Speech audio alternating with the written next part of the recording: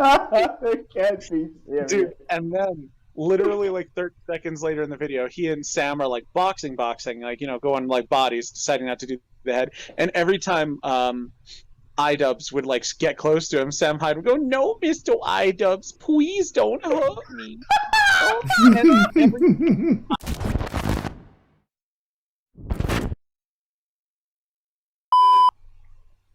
Yeah. I mean, since we're on the topic of e-drama, the Sam Hyde quest to get put on the Joe Rogan podcast has heated up this week. Oh damn! Really? Yeah. Sam Hyde paid a total of $22,748 to various celebrities on Cameo to call out Joe Rogan for not having Sam Hyde on his podcast. Jesus the absolute Christ. mad lad spent an average sedan's worth of money having celebrities call out Joe Rogan for him. Tell me the highlights. Which one were the most stand out of there? Oh, the absolute highlight is Eddie Furlong, and for those of you who don't know who that is, that's the dude who played John Connor in Terminator 2, the kid. Oh, the kid yeah. John Connor. That's Eddie Furlong. And his career has taken such a steep nosedive that all on Cameo, to get him to do this like 2.5 minute long video, Sam Hyde only had to pay him $15. Oh, that sucks. That's how you know. That's how you know your career is dead. Damn, Man, John got it rough. Yeah, well, he was a kid in Hollywood and all the drugs and all the other crap. So yeah. Oh yeah. I mean, look at Macaulay Culkin, the guy who did it. Yeah. He really hit the wall. No. He's looking better now. He's getting now. healthier. Yeah, Yeah. Like he's making cameos on YouTube videos and stuff. Like he was on like Red Letter Media a couple years ago, and he was on Cinemassacre a couple years ago. Oh, he was shit, also really? on that dude who does the glitter bombs. He's the dude who does those like package thief glitter bombs, and he gets like 10 million views every year. Anyway, he was on one of those. Oh, okay. Idubbbz then? No, Idubbbz whole Sam. I was going to get to that. Idubbbz is a whole entirely different can of worms of sad. Because I haven't seen him in like a few years after the whole, thing about his relationship and how much of a spineless idiot he was. God. Like you guys need to tell me a few things from the triumvirate of edginess that was back in the 2010s. Like, I know that Joji just decided to dip from YouTube and start his music career, which is doing and honestly, great. he's the only one that did the right thing. Yeah, he did. honestly, but sometimes I just wish he'd just drop like some pink eye shit from time to time, like, let the autism breathe from time to time, let the chromosomes out, I mean, I think again, like I said, he did the right thing because he recognized, because the thing that's overlooked is he got out at exactly the right time, because right after that, YouTube started cracking down on edgy content. Yep. Thanks, Vox. It got so bad that like Max Mofo basically just unboxes Pokemon cards now. Yeah. And he does the fucking streams with with the other Aussie cunt. That's his name. Like, that's his actual name. That's it. It's just painfully dull. So again, I think Joji is the only one that was like, "Yep, nope, this is the perfect time to bounce. I'm out. See you later." And then what happened to Idubbbz? Like, what happened to him? I know that. Okay, so he started trying to do documentary films because he did the Airsoft Fatty documentary. I didn't see that one. Yeah, well, that was his first one. He went to Airsoft Fatty's house and just like shoved a camera in the fat kid's face for two or 3 days and just talked to him about stuff. But the thing is, like, Idubbbz, he wants to be taken very seriously as a documentarian, but his documentaries are always sort of like mean-spirited.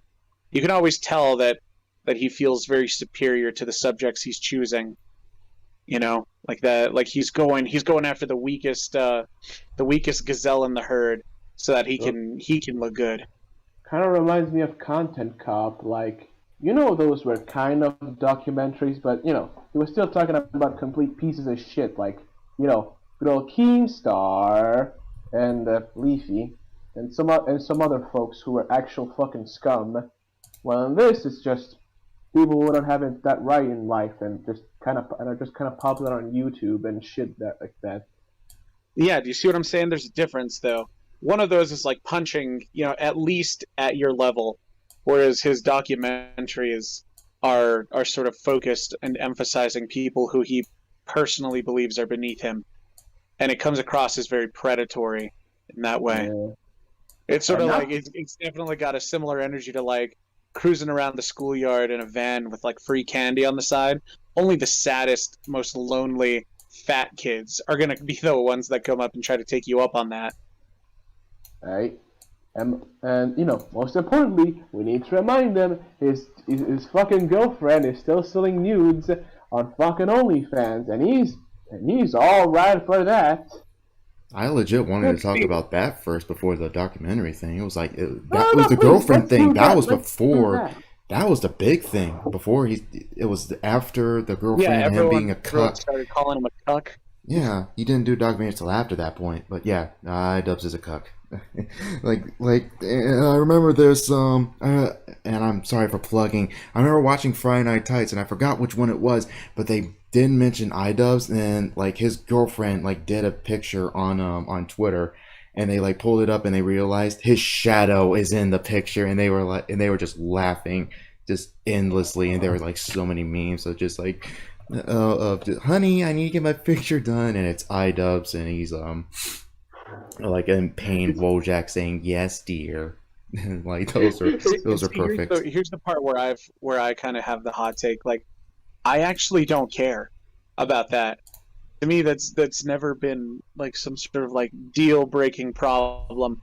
Is like if they're happy enough and like making the money, I don't give a shit. That's never going to be an issue for me. The issue comes in where he's sort of like hypocritical about it, where he spent the early part of his career just like being an absolute, being absolutely like anti, like anti-sex work, anti OnlyFans kind of girls kind of thing, selling my premium snaps, where he would just like go on rants about it, and then as soon as it was his life and his convenience, then it suddenly became a non-issue. And it's like the amount of hypocrisy from that alone is what bothered me. Because the other stuff, I genuinely don't care. I guess so, but for me, I guess it's kind of a deal breaker because, I'm the kind of guy who, I'm the classical guy who, that is my girlfriend. It is my girlfriend. We're for each other, not for everyone else. That kind of basic take, Call me basic. Yeah, again, I can understand the compulsion. Mine isn't a reflection of judgment on anyone else. Mine is just for him. If he had rolled with the punches, made jokes about it good-naturedly, then there wouldn't have been a problem. But the fact that he decided to do a moral spurg out over the situation when he'd spent the entirety of his career doing the exact opposite end of a moral spurg out is what really frustrated me. It's what really opened my eyes to the kind of like bully opportunist that Idubbbz was.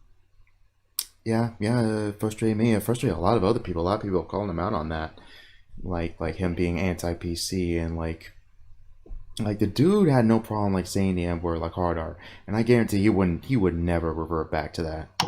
He will never go back to those days. You could not put a gun to his head right now and get him to say it. Yeah. It's like he would never redo that Tana Mogu, whatever her name is, like thing again, where he says "say nigger." Like he ain't gonna do that again. His balls physically retracted back into his scrotum. Ugh. He doesn't have them anymore. Bro, did you see how bad he got mogged by Sam Hyde? Oh Man, yeah, I I get saw it. it. I saw the video. I I saw the need whole to see thing. it. I need to see it. Like, Sam Hyde is a fucking madman, and there's a good reason for it. Yeah, like Dude, And it's I entertaining. have never seen a human being look so small, scared, and like pathetic outside of like war documentaries, my man. oh yeah. Like when he and Sam were like quote unquote sparring under the bridge, and he kept kicking the pad, and Idubbbz just pathetically says that hurts, literally like that. Yeah. I swear, Yeah. my Yeah. soul astral projected out of my body from the hilarity of that. My And sides, I'm already envisioning that, and my sides are already ready to take off into literally, orbit. that hurts. It can't be serious. Dude, and then literally like 30 seconds later in the video, he and Sam are like boxing, like, you know, going like bodies, deciding not to do the head. And every time Idubbbz would like get close to him, Sam Hyde would go, "No, Mr. Idubbbz, please don't hurt me." Oh, and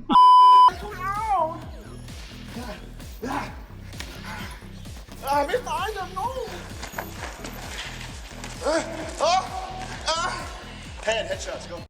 Idubbbz would get a punch in and like landed, he would just go, "Oh, Mr. Idubbbz, you're killing me, stop." Oh my god. I know, man. I love Sam. I love Sam so much. That absolute fucking madman. He can't keep getting away from this shit. But he did, dude. Okay, and then, like, right in that same fight, he's like sparring with him, and he's like, "Okay, let's go, we're gonna go heads now, like head hunting, like, you know, start punching for the head." And Idubbbz moves in, and Sam just immediately punches him in the head so hard it turns his body physically. Like Idubbbz tiny frame, like Glass fucking Joe on the NES, just.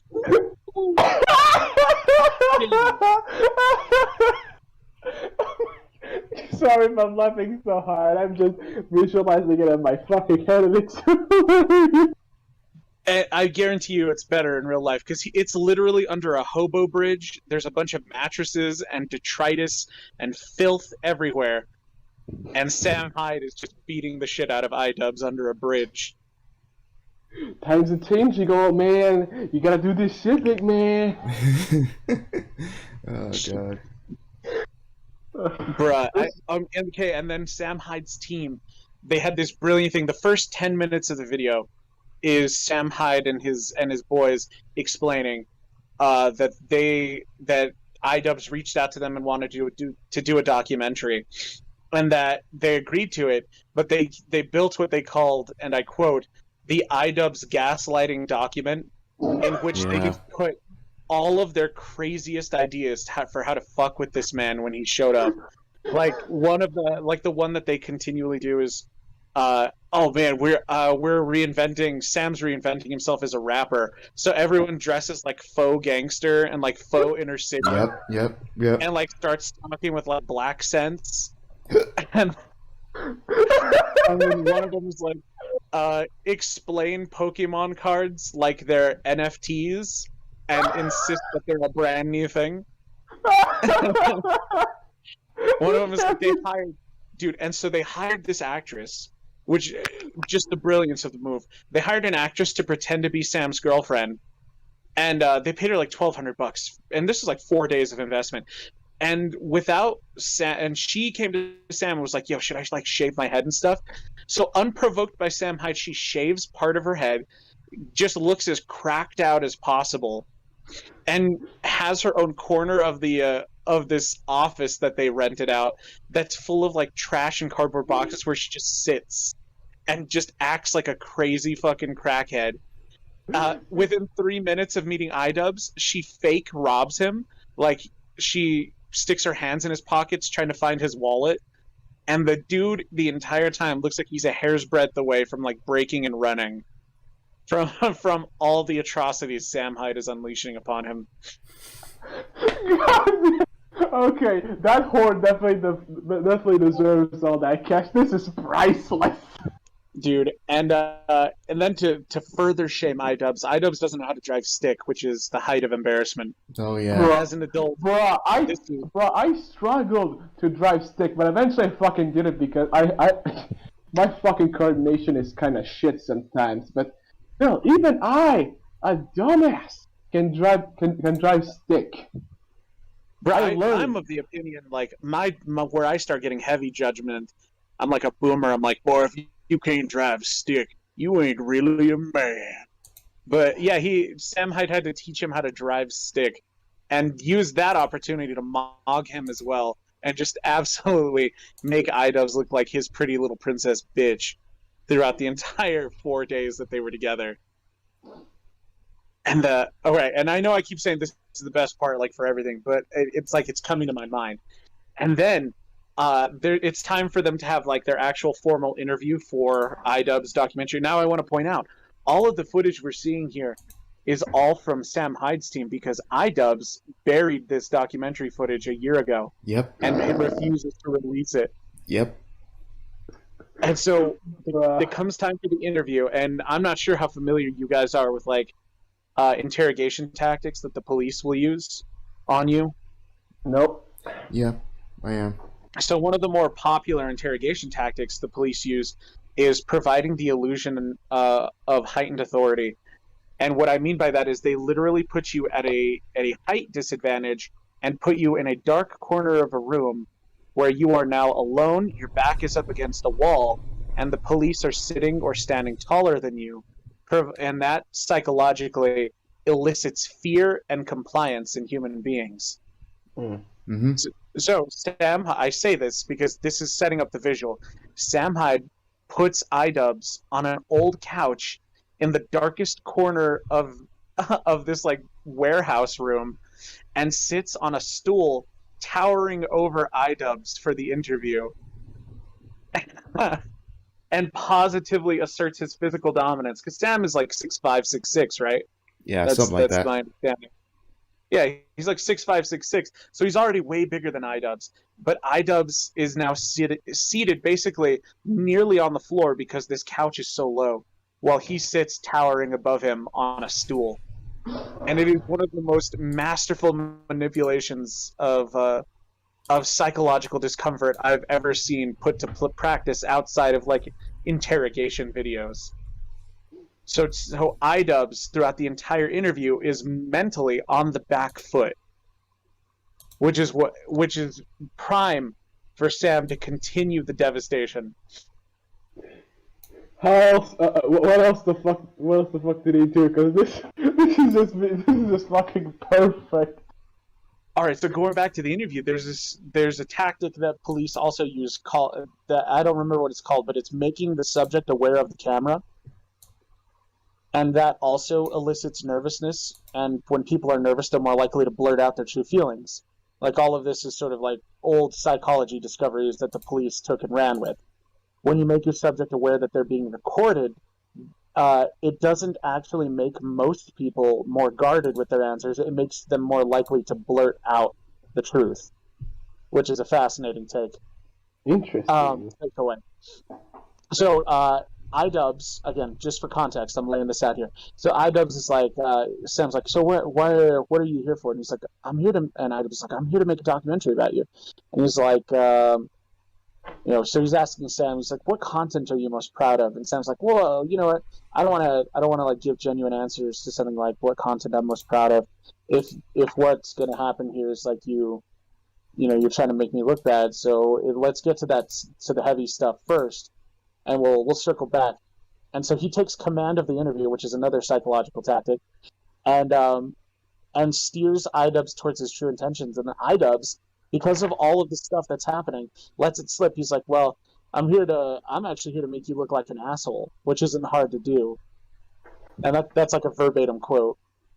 I mean, in fairness, Sam kind of is in the way if you look at some point, but honestly, it's just fucking hilarious. Oh, dude, I'm not done yet. It's great. So he's like, yeah, I'm here to make you look like an asshole, which isn't that hard. And Sam just says, is that the case? and just stares at him in the eye. The whole time he refuses to break eye contact with Idubbbz. And Idubbbz like starts backpedaling like a little bitchlet. And he's like, no, that's not it. And then they get into like the first interaction, and Sam Hyde pretends like not to remember the first time he interacted with Idubbbz, which was to copyright strike one of Idubbbz' videos. And he said, "Do you remember what you said to me the first time?" And Sam's like, "No, I don't." He said, "Well, you copyright struck my video, and you said, I will remove the copyright strike if you can squat 220 pounds below parallel. And if you send me a video of you squatting 200 pounds below parallel." And Sam, without missing a beat, just says, "Yeah, you should have done that. You'd be so much stronger now."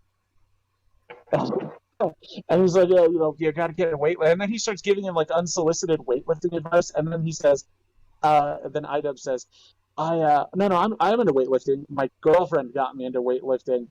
And I swear to you, my sides hit escape velocity in that moment, soared into orbit, and I'm pretty sure are still right now in between the stars somewhere lost, because the fact that his girlfriend is an OnlyFans girl, probably started receiving a bunch of like competition, and then immediately told Idubbbz he needed to start lifting weights, is too much for any one man's soul to bear without losing it. No, okay. No, I can just imagine her fucking fawning about like the most golden child-looking motherfuckers on the probably the male side of OnlyFans. She's like, "Oh my god, why am I stuck with this? Why am I stuck with this pussy here? Why am I still here?" Yeah, dude. So his dorky ass was forced to start lifting weights. Oh my god.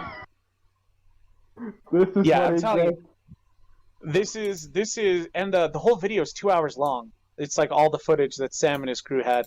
Yep. And it is, from start to finish, one of the funniest experiences a human being can enjoy if they have the context for why it's funny. You gotta pass me the look, man. Like, this shit's like... This is too funny for me. I need to sit down one day and just watch it all. Too great. Dude, do it like a movie. It is 2 hours long, and it's 2 hours you're gonna absolutely not regret. Absolutely.